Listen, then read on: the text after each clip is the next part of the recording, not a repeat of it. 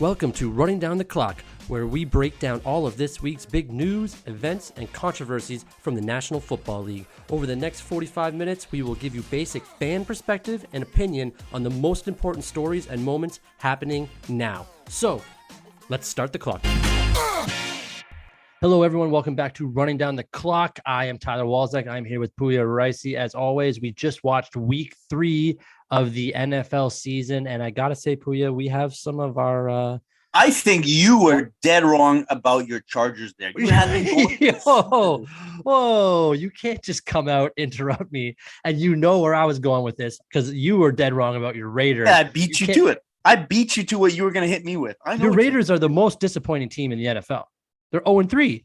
I get it. They're the only 0-3 team, and they have the game that they were the closest to winning was your precious Chargers, who that's their only win. The Chargers beat them. So how can I be more wrong about the Chargers than you are the Raiders? Because we never put the Raiders to win the division. You not only had the Chargers winning the division, you had them going and potentially winning the Super Bowl. I still think they will.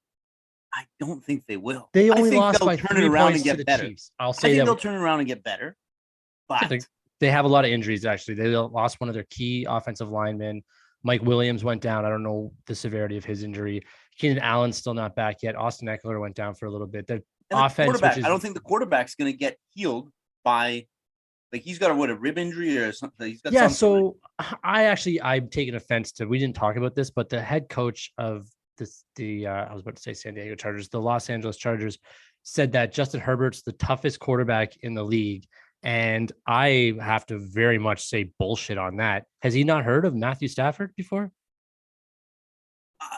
Again, I think these are things you have to say about your team. You can't not say that they're great at these sort of things, right? You can't bring your teammates down at the time. You don't have to bring him down, but can't you say he's one of the toughest quarterbacks in the league?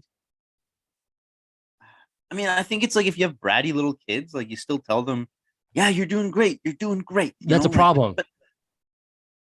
That's a problem. If I see someone with a bratty little kid and they're like, hey, you're doing a good job. You're doing great. Meanwhile, I'm standing behind them in line at like Canadian Tire or something. No, fuck that. You have a shitty kid. Get it out of the line. Take it somewhere else and punish it. Yeah, I don't need to be involved with this. Didn't you get nephews, no? I've got 2 nephews, yeah. How did that go? I said that to my family. Kid, I don't want to get them out of here. I had to apologize to so many servers at the restaurants. I'm not responsible for this. This is not my problem. Yeah, I don't know. I don't think that's the biggest deal that he said something like that. I think reading in too much into that, he's the toughest quarterback. No, I don't think he's the toughest. I don't think he's the toughest quarterback of all time. I don't think he's not untough for doing what he's doing. I just think it's an irrelevant thing, right? Your coach said something nice about him. Yeah. To keep him motivated and keep him going. Completely irrelevant, but my problem is that he's not the toughest quarterback in the league. I like Justin Herbert, but he's not the toughest because Matthew Stafford is the toughest quarterback in the league. I feel like if we go back to the 70s, 60s, and those guys aren't even tougher guys. But we're talking guys about who got paid. We're not talking about all time. We're not talking about all time. Currently, we're talking about currently in the league, Matthew Stafford. I think I might give what's the guy's name in New Orleans, the tight end? Hill. Taysom Hill's not a quarterback. What the fuck? He can be. So anyone can be. Anybody can be a quarterback, but he's not a quarterback. He takes snaps. That is so frustrating. I think he's probably tough. No, he's not. And he's not a quarterback. Right. So yeah, I think this Herbert injury, I don't think it's going to get better. No, it's going to be hard. It's going to be hard for the season. He's going to have a tough go of this season.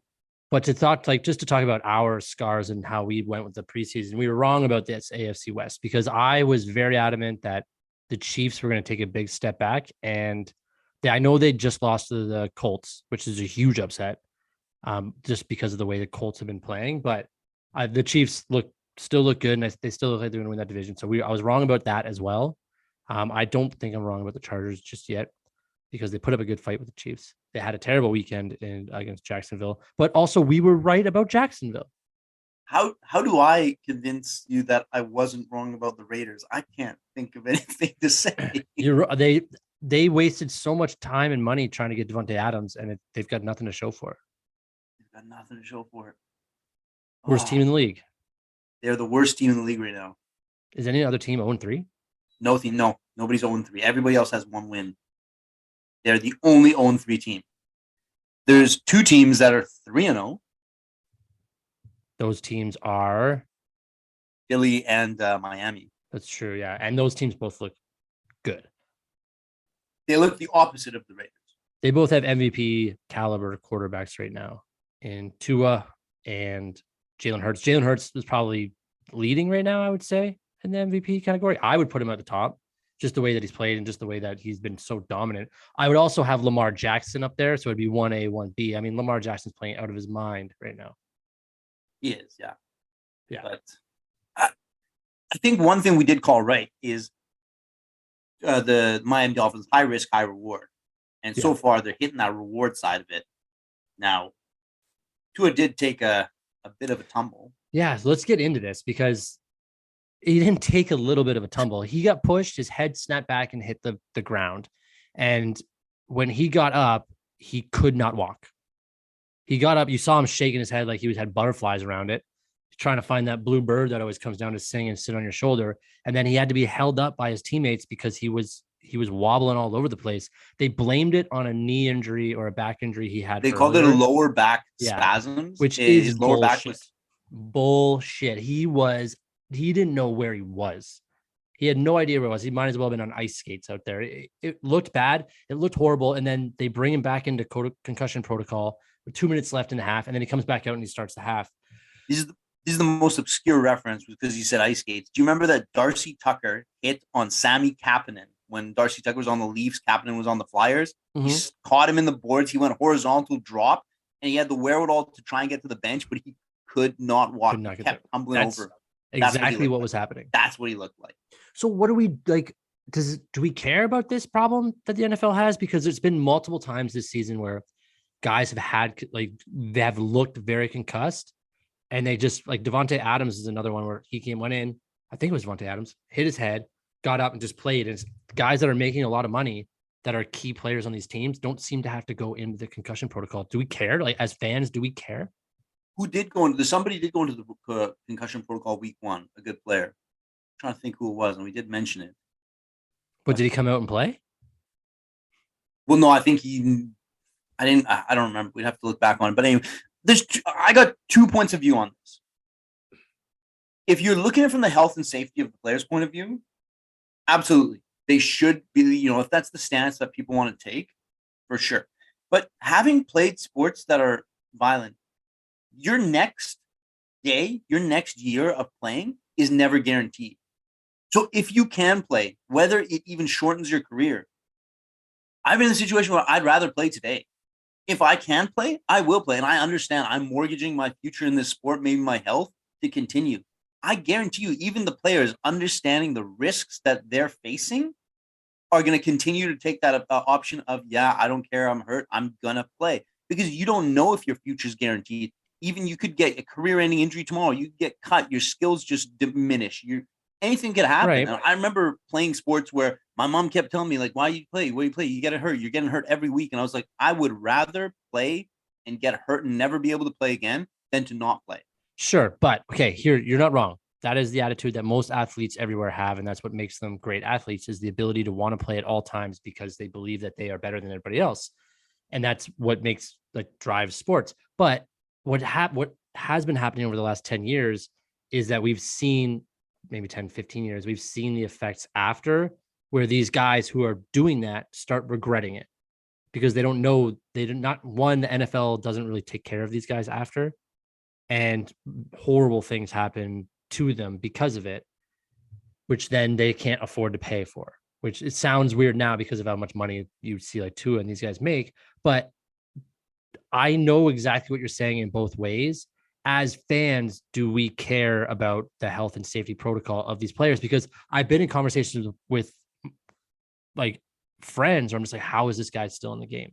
He should not be in the game after being hit like that. And then also if he's a guy on your team, you're like, fuck, we need Tua out there. We have to have him out there because he's that guy that's winning games for us right now. So as fans, do we care about the health and safety protocols? It's heartless to look at another human being putting himself, his future, his family like in jeopardy and think, oh no, it's nothing. It's no big deal. Yeah, it's no big deal for you. But I think just human compassion absolutely should care. Now, it also comes down to you're making a decision for another grown man. People always have regrets in life. Like, whose responsibility is it to extend that decision for them and say, listen, I know you want to do this. And whether you understand the risks today or you don't, we're going to make the decision for you, right? These are adults at the end of the day. I understand like a college situation where they're still younger. And no, for sure, for health and safety, no, they shouldn't be playing after something like that. But what about the fact that guys are afraid to lose their jobs? You touched on it. This could be their last game. This could be their last year. If they're better than the person that they're kind of holding off for their job, they're going to want to play always. They're always going to want to play because they're afraid they're going to lose their job to injury. So that is a driving force where after they retire, they go, well, I had to play. I didn't have a choice. I had to play because I didn't know if I was going to lose my job if I sat out 2 games to this other guy that's ready to take my job. So doesn't the NFL or the team have to be responsible at some point and go, hey, you can't, we're not allowing you to play. We know you want to play. We know that you might risk losing your job, but we cannot allow you to play because you are going to regret it in 5 years.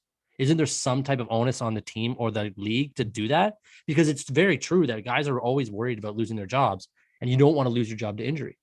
Now, this is kind of an insider thing. I don't know, like, when they go in the blue tent, who's making this decision for them that like, oh, he's okay? That's a team doctor. Is it an NFL official, a nonpartisan person? It's a team person, right? It's a team person. Now, even if the team has the onus, sometimes, like the players got some pull on the team. Is like, listen, put me back in. Sure. And we love to see it. Like, we love to see, like, when Matthew Stafford broke his collarbone and they had to take him out of the game, he found out there was a timeout and he's like, I got to go back in with a broken collarbone and went in through a touchdown. But that's a decision that he made. But yeah, at but some now point, how do you hold the bones different? Hold on. How do you, I know, I understand that. And I'm just using this as an example of, because it's very obvious in that decision, the team said, you're not going back in. And he said, I'm going back in. Basically said, don't fucking touch me. I'm going back in. And he went back in and he was right. And it was just a broken bone. But at some point, the guy's gonna be like, you're not stopping me from going in. I'm going in. And at some point, someone has to say, hey, you cannot go back in. We're not going to allow you to go back in. Like, where is that balancing act? Because these guys are going to want to play, but they shouldn't. No. Let me give another perspective of it. They shouldn't be doing it from the beginning. Like, this is the risks that you should understand growing up with the sport, seeing what happens. Look at the time and effort it takes to be a pro athlete at this level. If these guys applied that same thing to writing, they could be a professional writer. If they applied it to like medicine, they could be a top level surgeon. Like, they are the best in their field. The hours and effort that they put in, they could have done it to anything else, any other field, and they'd still reach the pinnacle, putting in that much time and effort. Yes. They chose this, and to rob them of what they've devoted their lives to. But you're taking away their lives. You're potentially, because they retire at 35. Hold on, they retired at 35. They don't know what life is like. Like, I'm 36 and I'm still putting together life to make my next half of my life better. These guys, if they get concussed at 23, they don't know who they are for the next 50 years. No, I know what you're saying. It's basically, who gets to control your life? Who gets to make your decisions for you? Do you want that overreaching arm to say, no, I'm going to choose what's best for you? Or give them the freedom to do it themselves? I mean, I can't speak on their behalf, but I feel like that's an entire arm of American culture, is give me my freedom to make my choice for me. Sure. And that's kind of like, that's ingrained in a lot of them, right? This whole culture of freedom. They don't want somebody else making that decision for them, whether they understand the risks or not. And again, I can't speak on their behalf. It's just a thought. I don't know what the truth of the matter is, but I know that, like myself, in situations, people have told you not to do something. You're like, I'm going to do it anyway. Fuck it. Yeah. Yeah. I mean, that's very true. That's very true. But to me, it's just one of those things where what's best is the team. How far do you go and just say you shouldn't play football? It isn't a sport that actually helps anybody's body. It doesn't help anybody's mind in playing. it brings a lot of opportunity for them. I don't sure, but we can't just give. That's such an extreme to just give up on the sport entirely because the injuries. There is a line where you can say, "Hey, your foot is broken or your brain is scrambled. You cannot go back in." His brain was scrambled. You saw him walk those 15 feet. He couldn't do it.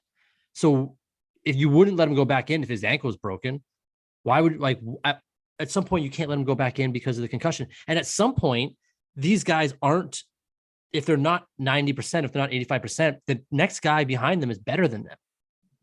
No? At some point, well, that's also the Stafford thing of him having the broken collarbone. He robbed another guy of his opportunity. The backup's job is to come in when he can't perform. Now, he did perform, but you don't know that until after the fact. Yes. He now robbed somebody else of what their role on the team was, too. That's I agree. That was a very good point. It's a very good, because it could have went other way, where if he threw that ball and it went nowhere. If he couldn't throw, if he went for the throw, yeah. Then he would have looked like it would have looked like a jerk for stealing the spot from the backup who could have made that throw. So I don't know. Do you think so? They're looking into it. The NFL is looking into the yeah, but I mean, a lot. And again, I don't know the whole thing. A lot of what I know about this is from a Will Smith movie, which we can't always rely on movies, even though most of everything I learned in life is movies and rap music. The concussion thing, it's not always the one time you got hit.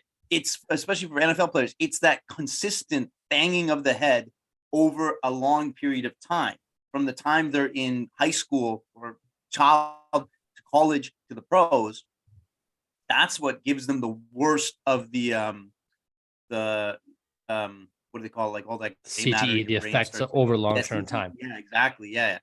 So let's just move a little bit forward here. The NFL is looking into the concussion protocol that the Dolphins followed. What would be because obviously he was concussed. So what should the punishment be for the Dolphins if there is one? And basically he came in and won the game for them. So is there a punishment that would be fitting? You punish the team, or do you punish the player? Well, you can't punish the player. Well, how can you punish the player?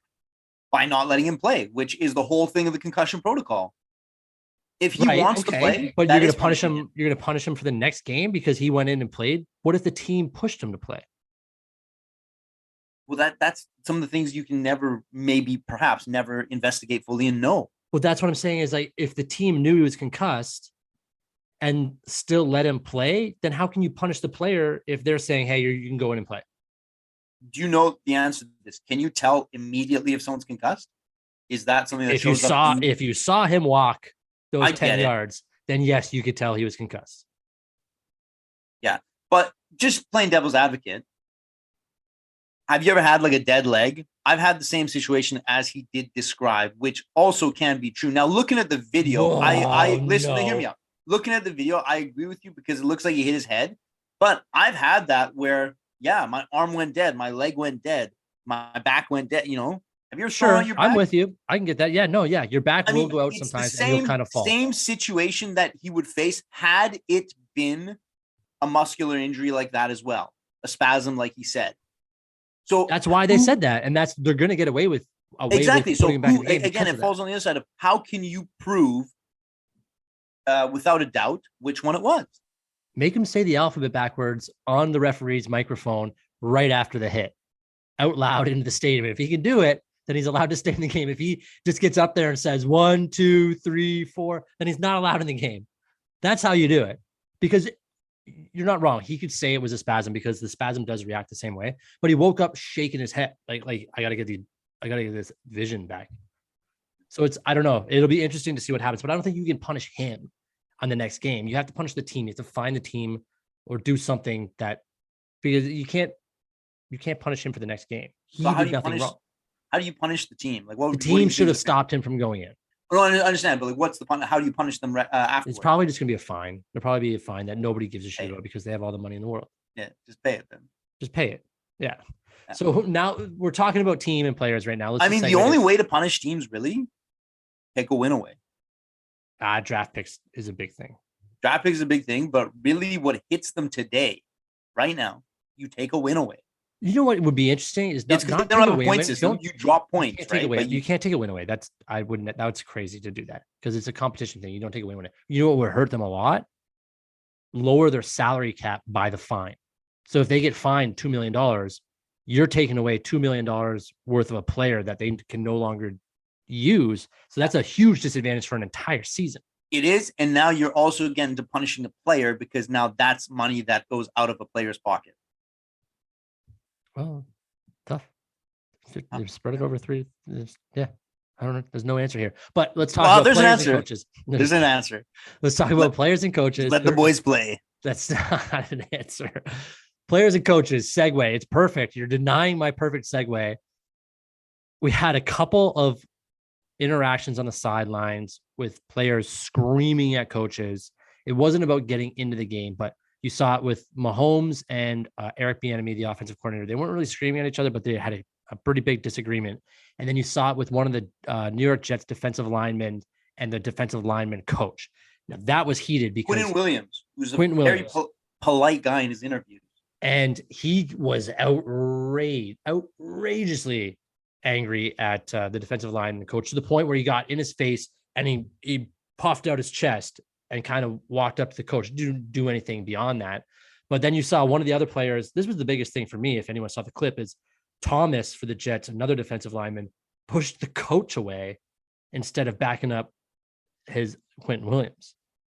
That caught my eye because I was like, coach was kind of backing down, and he decided to push the coach away and be like, hey, you got to step back, instead of, hey, player, you got to step back. Do we know what was said? I don't know what's said, so I can't speak further on it, but I have no problem with emotions like this. I think sometimes that's what you need to start saying, hey, we got to fix things, right? I'd rather see my guys getting angry because that means they care than just sitting on the bench like, oh, whatever. It is what it is. Well, you do have to punish him for doing it in front of the fans and the team.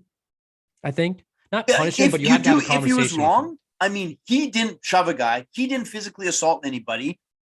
I don't know what was said. He might have been right in principle, and I don't know if you can punish him until you actually know what it was about, what happened. Had he struck the coach, yes, I get that. If he said something that shouldn't have been said, sure. But if you have that type of argument, I don't know. You have that type of reaction to your coach, and it's in front of everybody. It just shows the rest of your fan base that there's dissension going on within the ranks. But what if it's right? What if it's true? And it's time for a change. But does it need to be handled that way? I think it's such an internal. It's going to vary by team.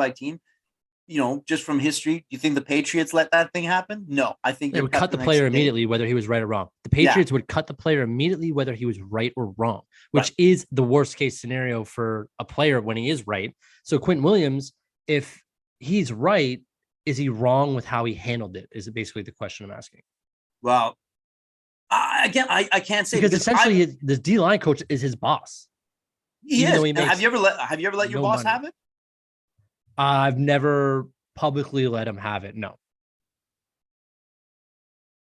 I mean, I talk back. I've had some, yes. Yeah, I've talked back way too much, and I mean. Yeah, but it's always ended up, even if I was right, I was always the one that's kind of, because I've seen you have to be punished because the rest of your team, the rest of your coworkers are then going to be like, oh, like coach or boss is kind of a bitch. We can do whatever we want and walk over them. So there has to be some type of punishment to be like, I am the coach of this team. You cannot treat me that way. But I'm only going to disagree for the fact of what if you've now just exposed your coach that he is a bitch. He is getting walked on and he needs to make a change. Like, you're not just going to sit back and listen to some dum-dum tell you what to do when he's wrong. He's losing. He's blowing it time after time. And the head coach or the general manager has to fire that coach. Sure. And maybe that could be the turning point in the situation, right? You ever seen players? We talked about this before. Aaron Rodgers getting coaches. There was Mike McCarthy. Who won that argument? I'm not saying they had a dispute like that, but Aaron Rodgers is there and Mike McCarthy's not. Yeah, exactly. Sometimes that's what it takes. Like, listen, me or the coach, because who are you going to pick? And the players sometimes win. Like, that's not always the simple answer of just fire the player, get rid of him. No. Matt Patricia starts arguing with somebody. Who do you get rid of? You get rid of Matt Patricia. Before Matt Patricia even starts arguing, get rid of him, right? He shouldn't be on the fucking sideline to begin with. He should be watching football on the TV like everybody else. Yeah. It's one of those, and it was like, because with Quentin Williamson, and the defensive line coach is one thing, but Mahomes and the offensive coordinator, you kind of side more with Mahomes, right? Is that just me?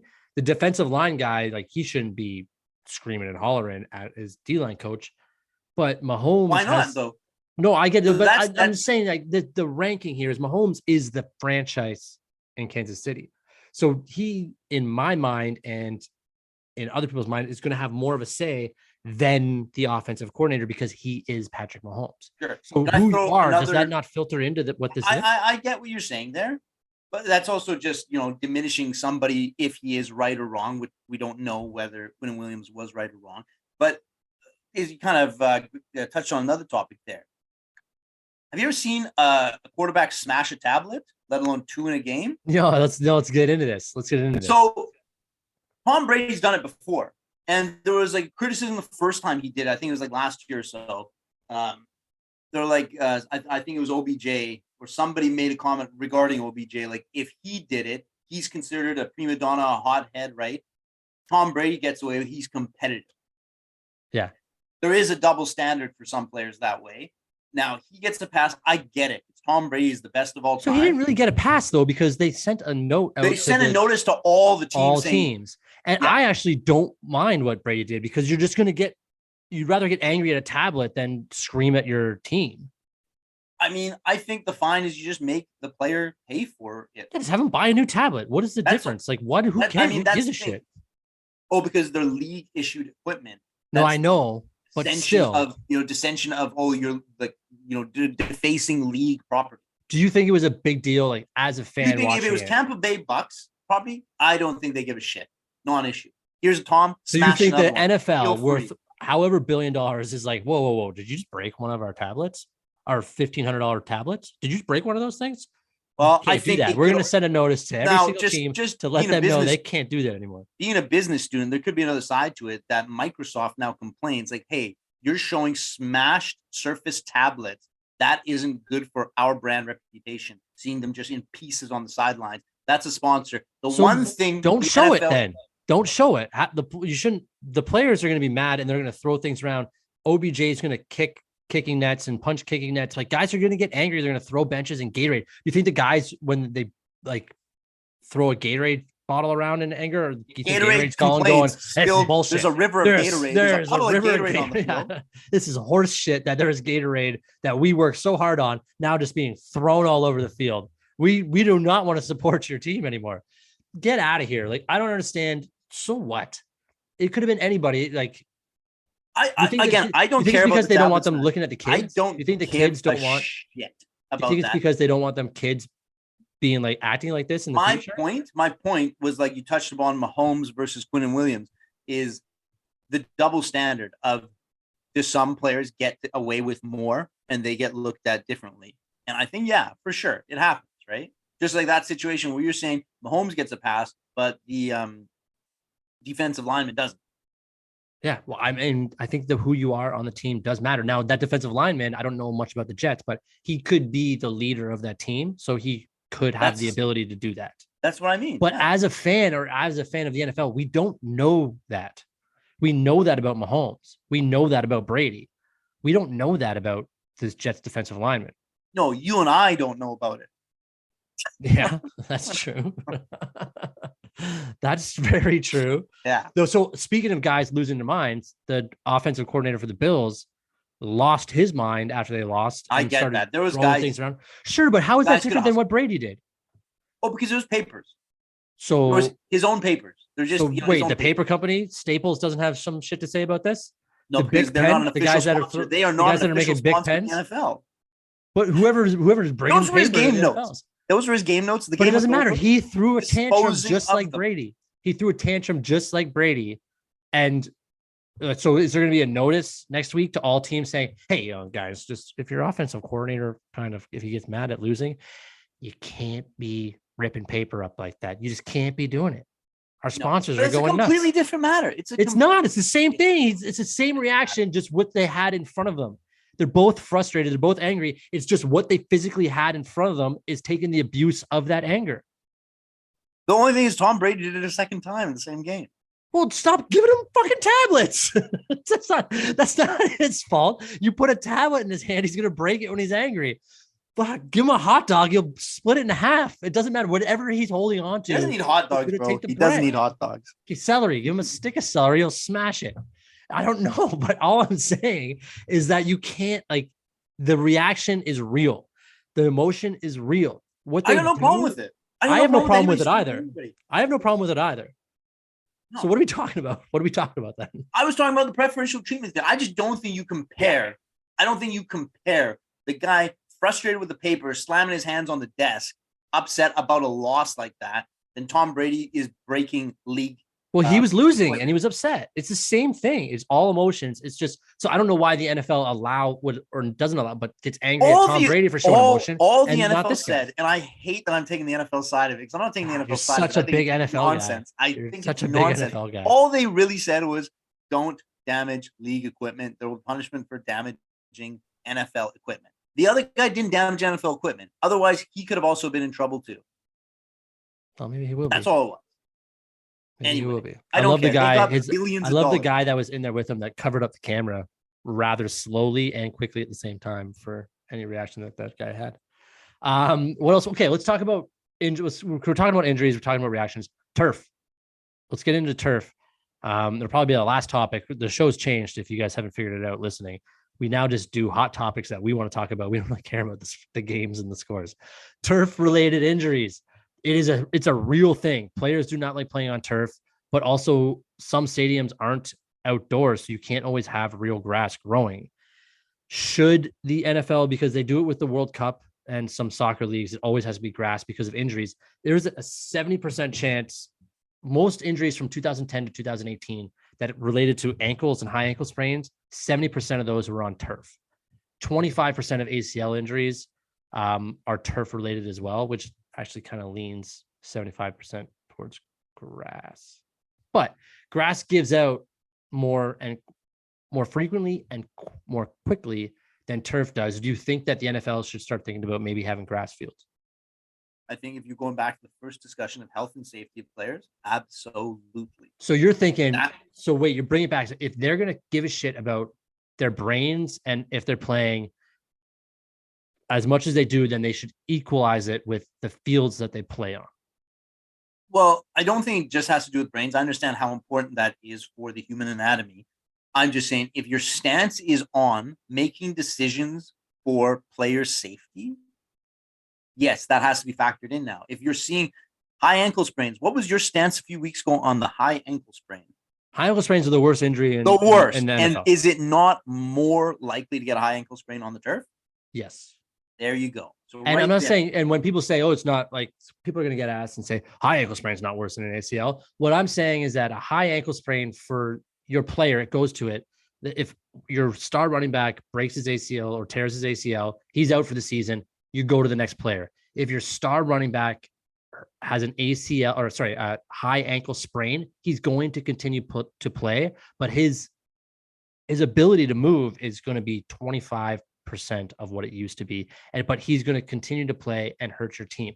So at some point you have to start thinking about that. And also, you don't want these guys to get injured because they're your star players. The guys that are cutting the most, the running backs, your Lamar Jacksons, guys that are running and having quick movements left and right. Lateral movements are the most important movements in the NFL because that's how you avoid defenders. You don't want those guys getting hurt. And that's what's happening on turf. Yeah, I mean, I don't think it's something you change for next year, the year after that. You can't, right? Because the fields don't allow for it. You have indoor stadiums. Well, that's what I'm saying. It's that can't move. Like they're right downtown. They can't have grass. Why can't they have grass? Some of them are indoors.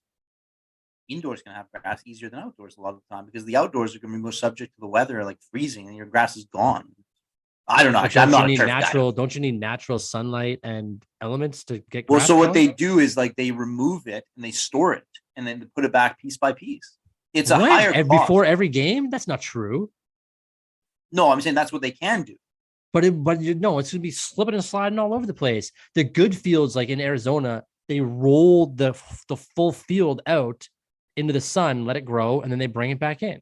Sure, whatever they do. I mean, That's what they do. You have to. It's not whatever they do. I just told you what they did. Well, whatever they do. It's not whatever you have they do. To implement. That is it's what something they do. You have to implement for future stadiums as they're being built, right? It's like this generation will not get that luxury. I agree with that. That if you want to you have to implement for the future, and you have to kind of do an assessment of the stadiums and see which ones can support it, which ones can't.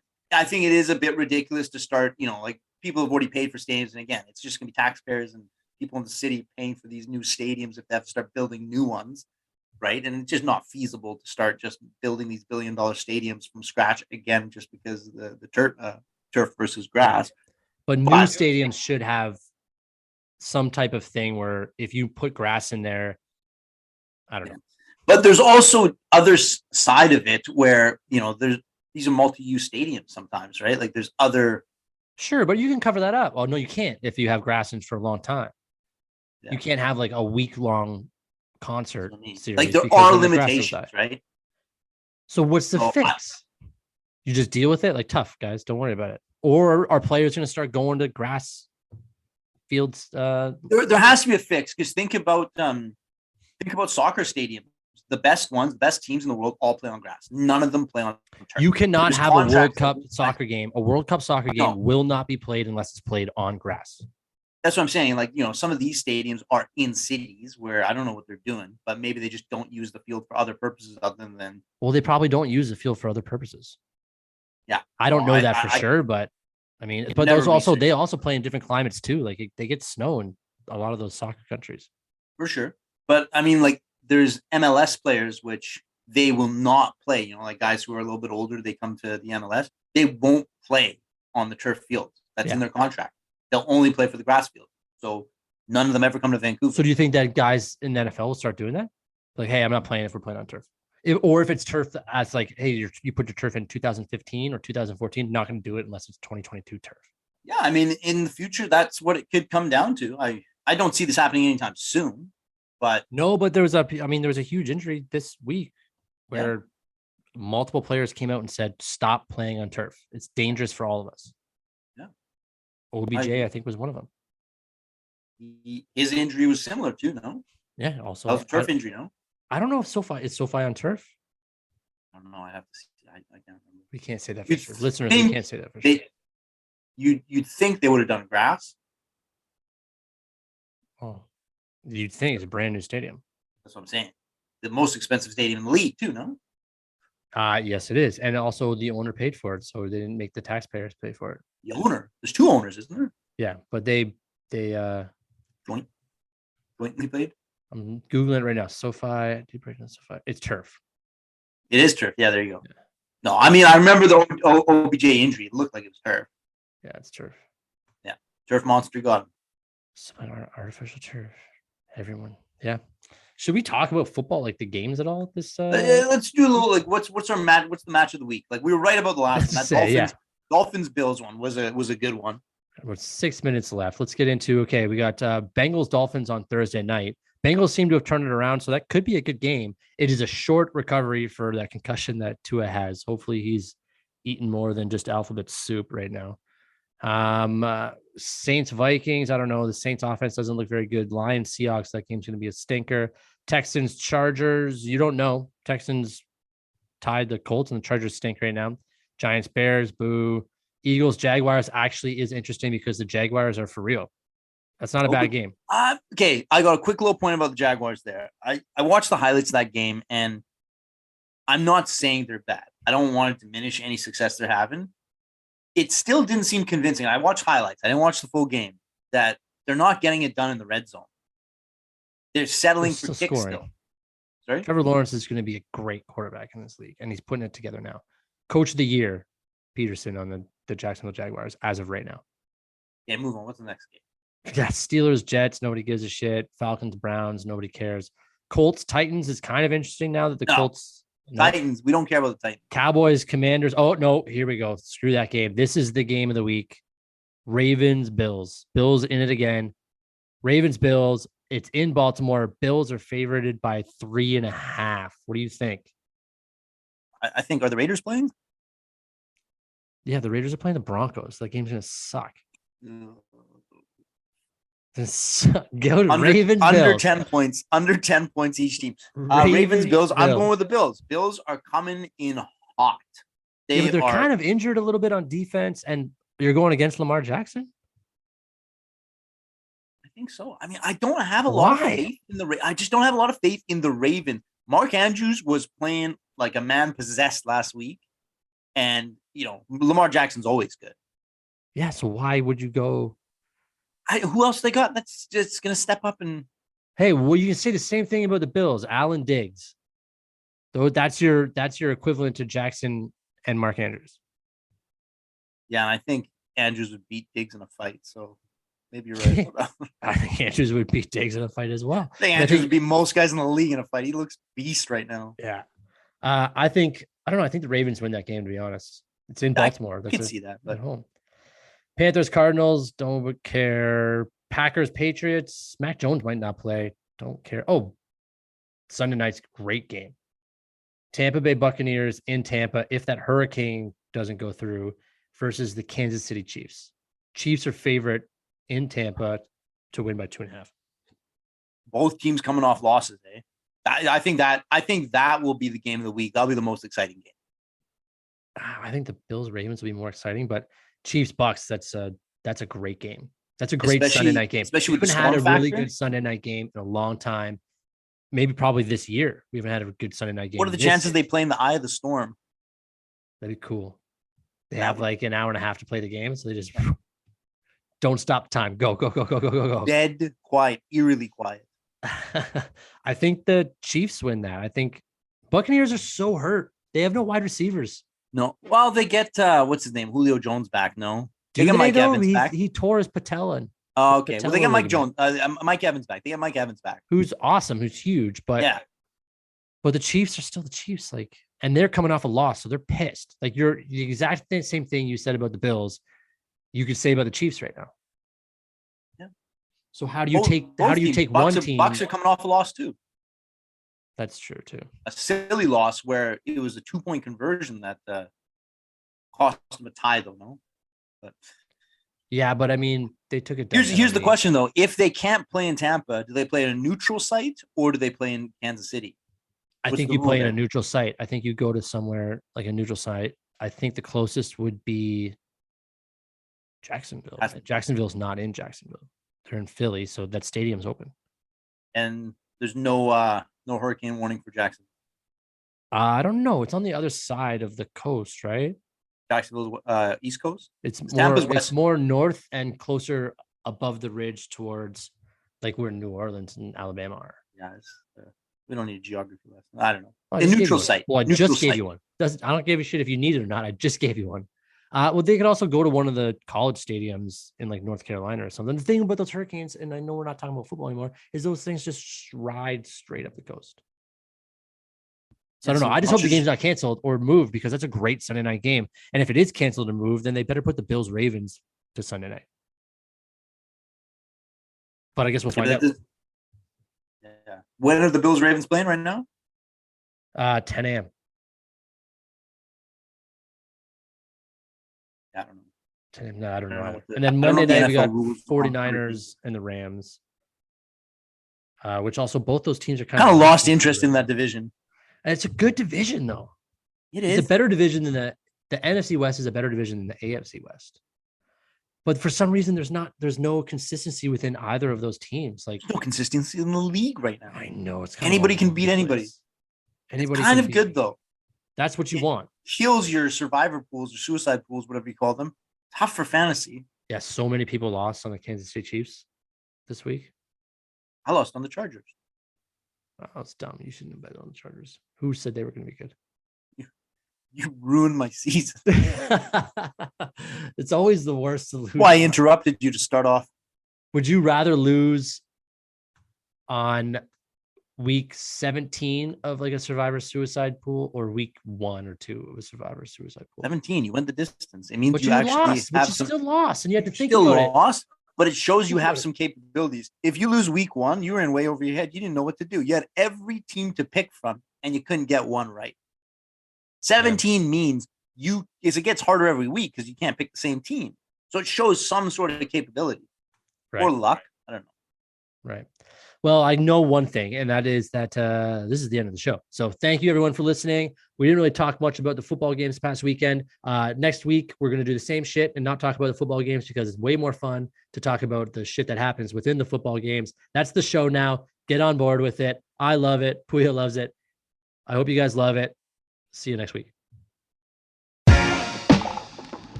Running Down the Clock is brought to you by the Ordinary Podcast Network and is every Thursday running until the week after the Super Bowl. We hope you enjoyed enough to subscribe and tune in again next week.